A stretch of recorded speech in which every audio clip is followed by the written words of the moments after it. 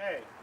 Well, good afternoon, everyone. My name is Enrique Gomez. I am president of the Jackson County branch of the NAACP, the National Association for the Advancement of Colored People.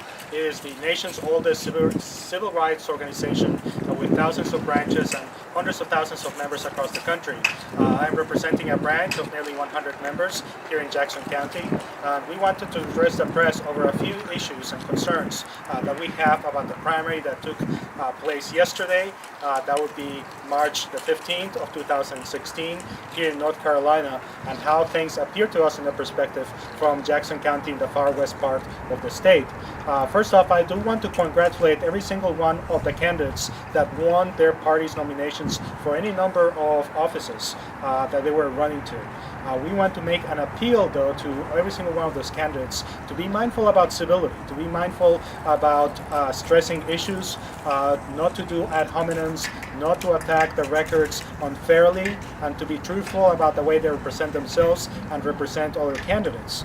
We are concerned about the tone of this election, especially the national election for president, and various statements that can be constituted as being racist and discriminatory and really troubling to a whole set of different constituencies in our country and our state. I have a statement here. I'm going to read this. Part of this statement is coming from a statement coming from the state conference of the NAACP with some observations that we make here that I will interject.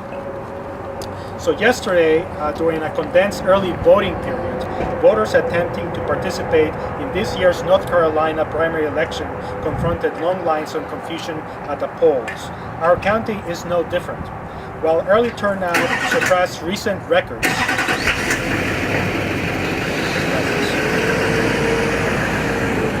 voters had fewer days to cast a ballot due to the elimination of a week of early voting under the state monster suppression law HB 589.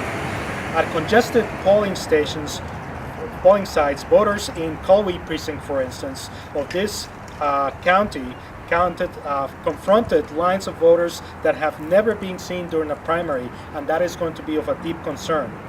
Bob Hall, who is Executive Director of Democracy North Carolina, who is one of our partner organizations in the HK&J moral movement here in North Carolina, along with the NAACP, has told the press that Voter Protection Hotline, which we have posted signs around the western part of the state at various polling sites, the Voter Protection Hotline is receiving many calls, disproportionately from young people and students, who are being told that they do not have acceptable ID, so they have to go through a maze of filling out forms and provisional ballots.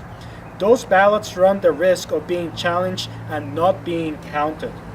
In the Colby precinct yesterday, we have seen an unprecedented 149 provisional ballots, which is 7.5% of the total ballots cast. And the Colby precinct is disproportionately college students.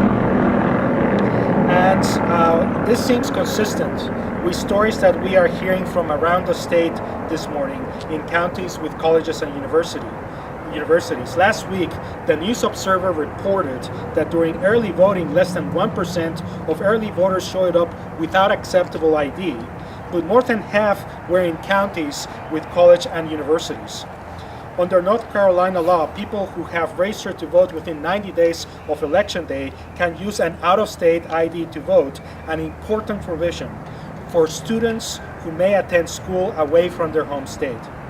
But those who registered more than 90 days before Election Day and do not have a North Carolina ID are being forced to cast provisional ballots. According to our president of the conference of the NAACP here in North Carolina, Reverend Dr. William J. Barber II, we are seeing in North Carolina the exact type of electoral chaos that happens when politicians manipulate the voting system for their own gain. Our leaders should be in business of making it easier to vote, not harder. The right to vote should be constitutional and not confusion. The retracted span of early voting was just one of several measures affecting voters' access to the ballot. HB 589 also eliminated same-day registration, banned the counting of ballots cast out of precinct, cut successful pre-registration program for 16 and 17-year-old students and voters, and instituted a strict photo ID requirement. Research reveals that these measures are particularly burdensome to African Americans, Latinos, students, seniors, and people living in poverty. The North Carolina State Conference of the NAACP filed a lawsuit to challenge these provisions under Section 2 of the Voting Rights Act and the 14th and 15th Amendments to the United States Constitution in 2013, immediately after the bill became a law. A ruling is still pending from the U.S. Federal District Court for the Middle District of North Carolina. According to Penda D. Hare, co-director of the Advancement Project, a national civil rights organization, the Advancement Project represents the NAACP in North Carolina and individual plaintiffs in their legal challenge to HB 589. She has stated that the long lines faced by voters in the early voting cycle is the exact type of symptom we expect from a law that aims to limit when and where and how voters are able to participate in their democracy. The confusion faced by voters attempting to cast a ballot yesterday, in large part due to misinformation from poll workers, is exactly why we call this a monster voter suppression law. It affects each step of the voting process, making it harder and more confusing along the way. Two provisions of the HB 589 law, the ban on counting out-of-precinct provision ballots and the elimination of same-day registration, are not currently in effect due to a ruling from the U.S. Fourth Circuit Court of Appeals from last year. Nonetheless, confusion around the law left many voters turned away from voting places and facing perpetual hurdles in cities including Greensboro, North Carolina. The North Carolina Election Protection Hotline had to add extra lines to accommodate the influx of calls from voters facing barriers. While HB 589 passed in 2003, yesterday marked the first election that the photo ID provision was in full effect due to the delayed rollout. Knowing the law in its original form would not withstand legal scrutiny, the legislature modified the law to allow voters with certain, quote, reasonable impediments, such as lack of transportation or lost or stolen ID, to cast a provisional ballot if they were unable to attain the required ID before Election Day. Again, despite the current law, misinformation left many voters confused or turned away. In Greensboro, several voters without ID were denied a provisional ballot for lack of identification. Others were told provisional ballots would not be counted. According to Reverend Barber, the hurdles posed to voters yesterday are unacceptable in a democracy. Elections should be free, fair, and accessible to all eligible voters. Our work continues until that is a reality in North Carolina. We will carry on our efforts in the courts, in the streets, and at the ballot box to tear down barriers that stand in the way of our fundamental right to vote. At this point, what I want to do is that I'm surrounded by members of our local branch of the NAACP from Jackson County and surrounding counties. And what I'd like to do is that I want to let them speak about their observations, their comments of their election process for the past time. So who wants to go first? Okay. If you go introduce yourself to the camera. My name is Connie Jean Conklin, and I almost didn't get to vote. My personal experience first. A big problem this year was a lot of precincts were eliminated. And if you even look on the website for the Board of Elections, they can't even tell you where the location moved to for a couple of them. There were like 3 or 4 that had just simply said, location not known. It's a location not known. Anyways, I live in a community where they completely eliminated the local precinct, and I'm on foot. Okay, elderly. Anyways, I am elderly. I hate to say that. I'm elderly. I am disabled, and I am low income because of that. So I can't afford a roof over my head and transportation. There is no way on God's green earth that I was going to make it all the way to where I was required to vote on election day. I managed to. I ordered an absentee ballot. I couldn't read the absentee ballot because it was fine print, but I could tell it was requiring documents that I would have had to struggle to get around to go get. So I just hitched a ride to early vote. And I had to go to and from early voting by hitchhiking. And, that shouldn't be necessary. And they let me tear up my ballot, but I had to, I was able to vote. One thing they also did too, though, was because I haven't been driving, I pulled out an old driver's license. They wouldn't accept it because it was expired. Luckily, I still had an active driver's license. I just had to dig for it because I hadn't been using it. But they said, my driver's license was expired, therefore it no longer serves as an ID. That's still me. I mean, that's still my photo. I still even lived at the same address, so it shouldn't have mattered. And I did hitchhike to the polls the next day because I was handing out literature. And I want to say, I was only here for a few hours. And there must have been at least a dozen people that came through that had been going from one precinct to another, being told by poll workers, you can't vote here, you need to vote there. And they were determined people.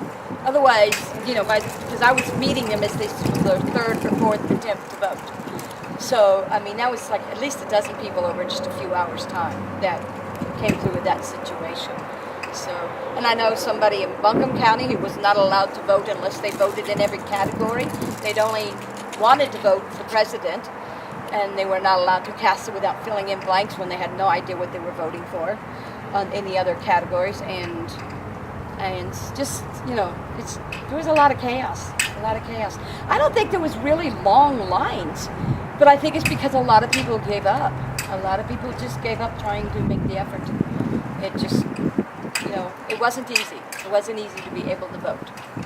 So, anyways, that's mine. Thank you. You want to go next? You would.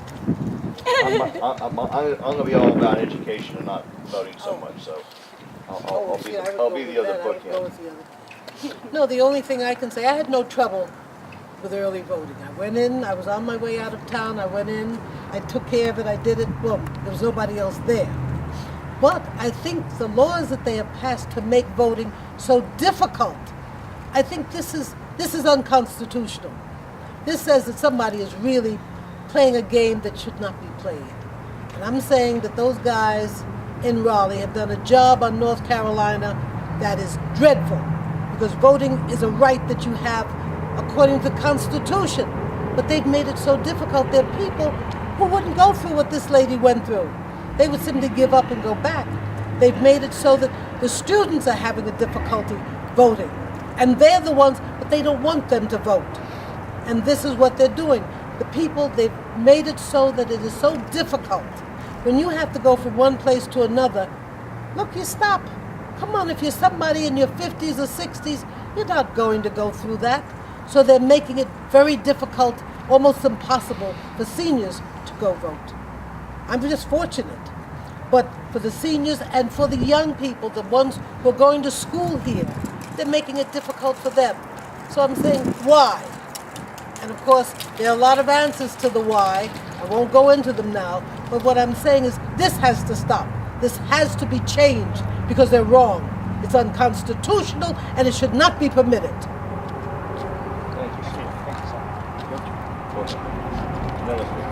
My name is John. Am I in frame here? My name is John DeVille. I'm a teacher in Macon County. I'm a social studies teacher there for 20 years. And I want to talk a little bit about education, but before that I want to reflect what Selma Sparks just said right here. When Selma and I had a conversation last night, and one of the things that's true is that we should not have to be having this conversation in 2016. Selma and I cannot believe that we're having to have this conversation. the franchise has already been won. It's already been won hard. It took a civil war and all kinds of backflips in order to enfranchise African American males. It took another almost 100 years to have that same fight again for African Americans. It took a tremendous effort on the part of women in this country to get their right to vote. I just finished teaching the lesson today on how women got the right to vote in this country.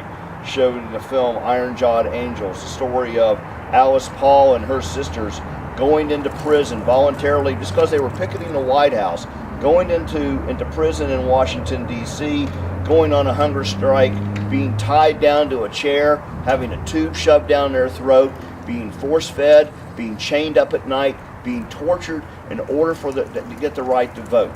You think about the skulls that have been crushed in this country. You think about the people who have been lynched in this country, the people who have been tortured in this country, abused in this country in order to gain the right to vote. And after 1965, I think most Americans thought that that fight was over. It was a settled issue.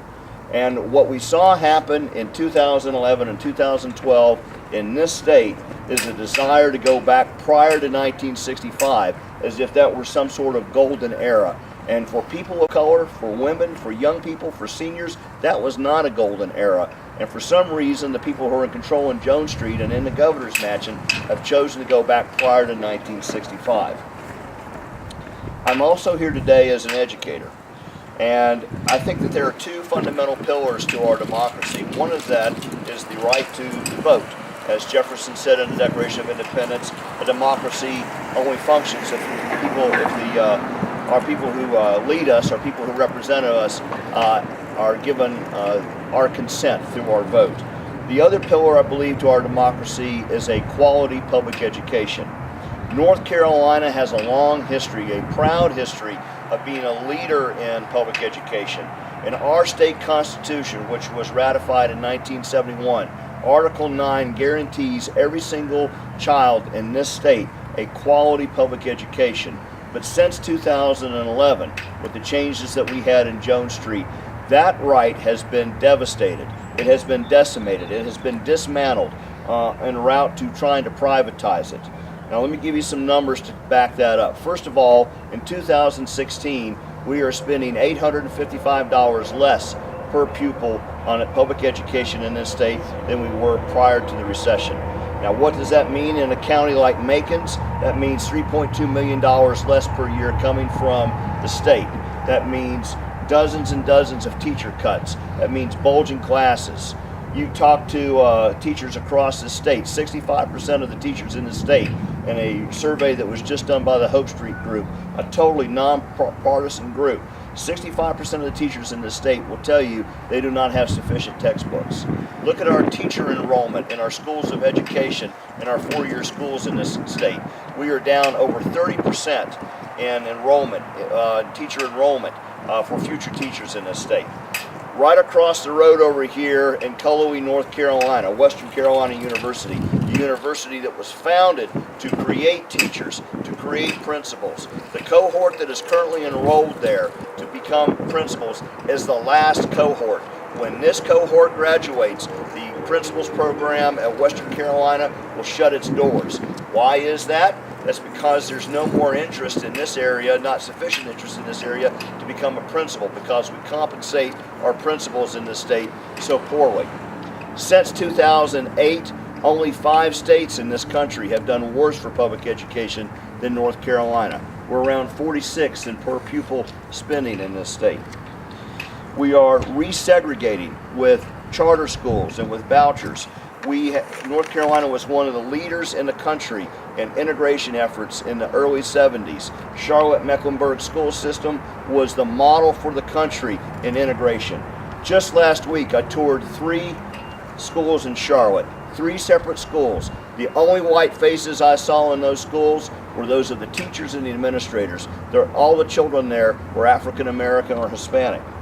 We are resegregating by class. We have a charter school that just opened over here in Haywood County, and we have one of the parents off the record telling a reporter, I don't want to send my kids to school with those no-count mountain kids. Because of that, Haywood County is suffering.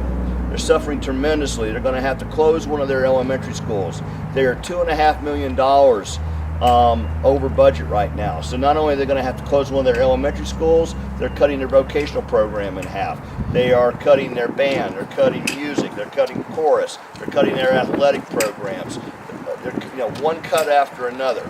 So where's the justice in that? Where's the democracy in that? And the party that's in power in this state claims to be the party of opportunity. They say they can't guarantee outcome, and I'm in total agreement with that. But where's the equality of opportunity when we continue to take away programs and take away teacher assistants, take away textbooks, and make it more and more difficult for our children in this state to learn? And then once they do graduate, we have decimated our community college system. We're decimating our four-year system. Where's the democracy in that? Where's the justice in that? And that's all I've got. Thank you very much. Thank you. You want to say something? You didn't say my name before.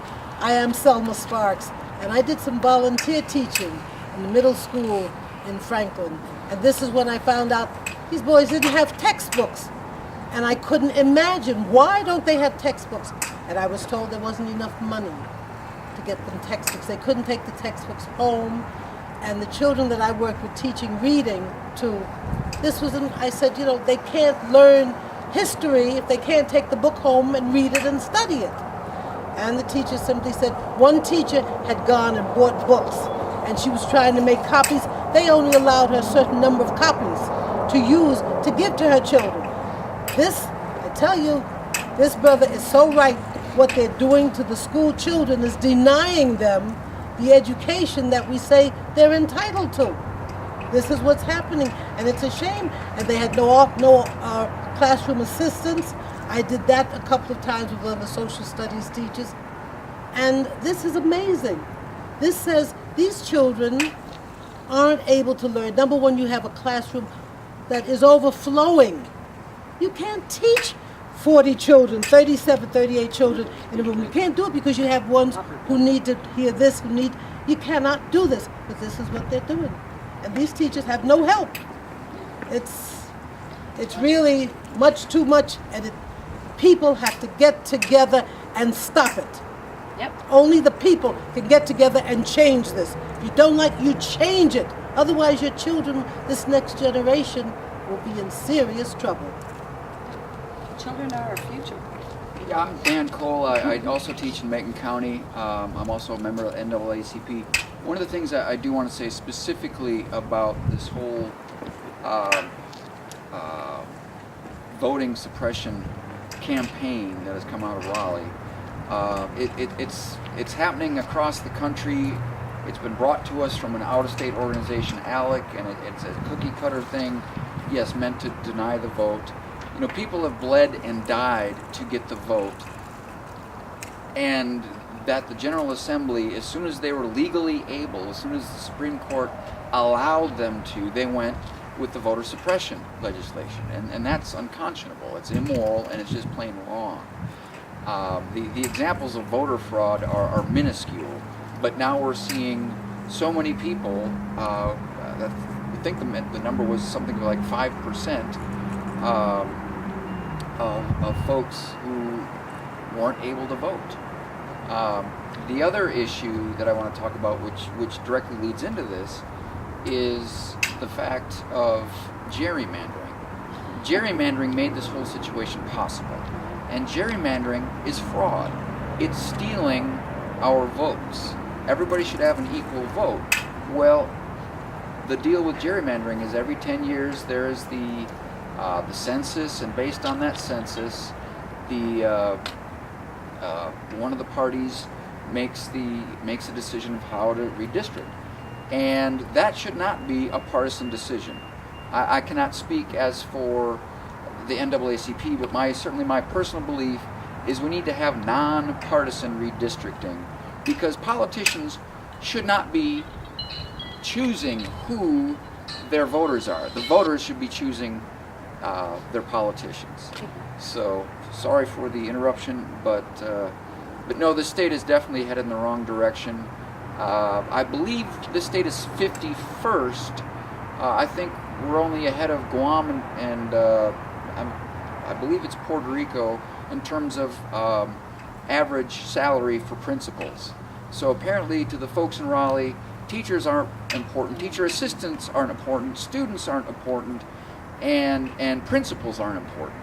And that's a recipe for disaster. This state has done amazing things throughout history for public education, and the people in charge are turning back the clock. And it's embarrassing, it's humiliating, it's also dangerous. Thank you. Well, to conclude, I want to thank you I want to thank our speakers here, members of the NAACP. And to conclude, let's just say that we are the NAACP. We're in Jackson County, North Carolina, and the surrounding counties in the far western part of the states. We are a new branch, and we are committed to bring the work of justice to our communities and to our state and to our nation. We'll continue to fight for voting rights. We'll continue to fight for quality education. We continue to fight for affordable, quality health care. We'll continue to fight for criminal justice reform. We'll continue to fight for women's rights. We'll continue to fight for everything that's against anything that is going to take our lives and diminishes the quality of lives, particularly of those most vulnerable in our society. So want to thank you again for watching. We are going to monitor more of the results of the election here in Jackson County and surrounding counties, and we'll be giving you updates on what our findings are going to be. Thank you very much, and have a great afternoon.